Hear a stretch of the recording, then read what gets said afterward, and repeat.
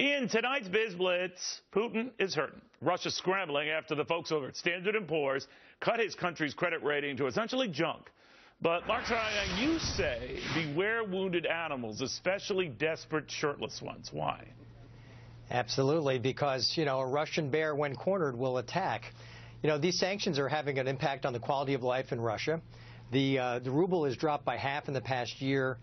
Oil exports, which are critical to their economy, have dropped significantly since the slump in the oil prices.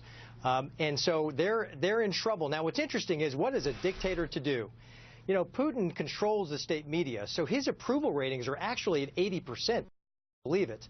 So what's going to happen, I think, is as these sanctions continue to wear down this economy, I think there's a greater threat that he will either invade the Ukraine or at least back, further attacks on the Ukraine. Yesterday, he said that the Ukraine army is like the NATO Foreign Legion. So clearly, he is cornered. I think he's struggling with their economy. Because he's a dictator, he controls the perceptions of his people. But if those ratings start to drop, his approval ratings, he may need to do something to maintain the support of his people. Well, that would rally the country around him. There's always a rally around the flag. Even Jimmy Carter experiences that in the early days of the hostage crisis. So, Hadley, there might be something to that, which should worry us. The worse things get for him, the more we should worry, not cheer. What do you think? Well, I think what we're looking at right now is a very weak Russia, probably for some of us the weakest Russia of our lifetimes. But what happens often when there's a depression in oil prices over world history, that's when there's been a warming of relations between the United States and Russia. I will say very important mistakes that the United States has been making with regard to the situation in Ukraine. But aside from that, this is a story mainly about oil prices. And if those continue to come back up, if they do come back up, that's going to be better news for Russia. But they're planning a 1.4 trillion ruble anti-crisis program as we speak. So we'll see what kind of anti-crisis measures they take. Mercedes, I want you to take up this next issue. It's still very important, probably more important that Russia went to me. KFC.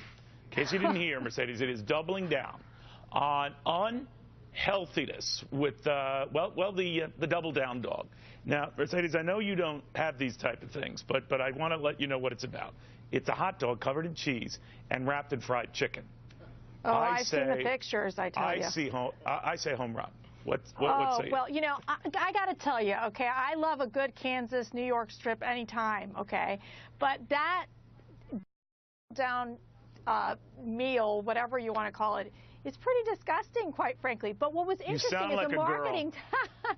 But the marketing tactic behind it was brilliant, because they did this in the Philippines, where they only offered 50 of these double dog sandwiches, and they sold quicker than quick. Bingo! That's my point. Let the people decide, Hadley. Let the people decide if they want to have a hot dog with fried chicken. If they want to have that, if they want to kill themselves, so be it. Go at it. Hadley, what do you make of that? I think it's more of a publicity stunt than it is a long-term addition to their menu. I have tried the Double Down sandwich, which they used in the United States a while ago, and I can tell you it made my fingers kind of greasy. So there's a reason we put bread around sandwiches. You keep your hands from getting so greasy. All right. Well, aren't we all classy?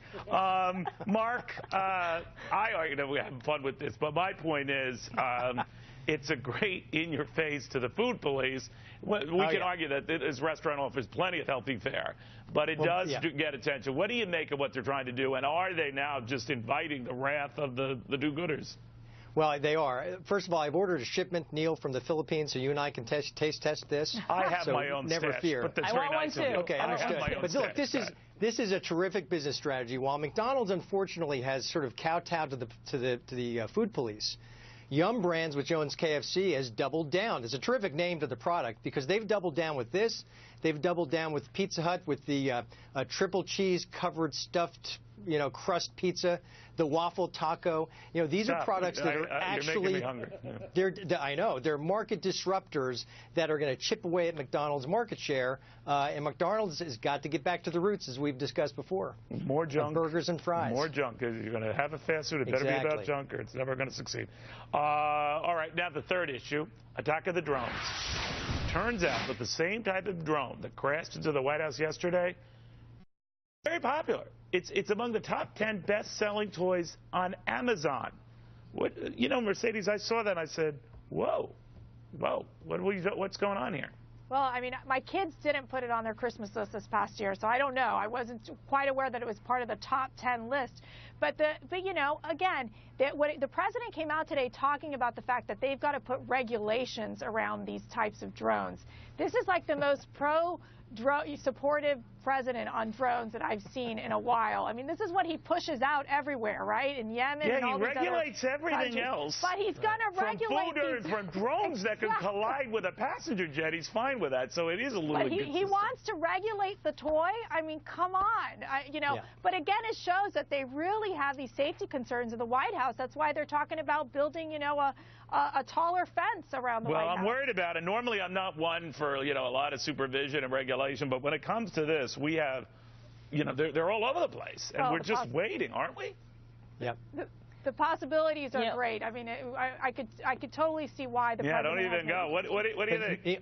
Go ahead, Mark. Neil, so you know, here the government employee who was responsible for this evidently was drinking all night and went next to the White House and flew the drone over the fence. Oh, like you haven't been drinking all night and flying a drone over the White House, please. I just haven't bought it yet. But look, you know, the White House is going to get behind a new public service campaign, I think, which is don't drink and drone, right? Or drone responsibly because of this incursion. I mean, this is hysterical. You know, this is almost like a scene from the next Toy Story movie, you know, where Buzz Lightyear is flying the quadcopter over the fence of the White House. It's silly. It's ridiculous. I think it was, you know, sort of a statement about the administration's drone policy.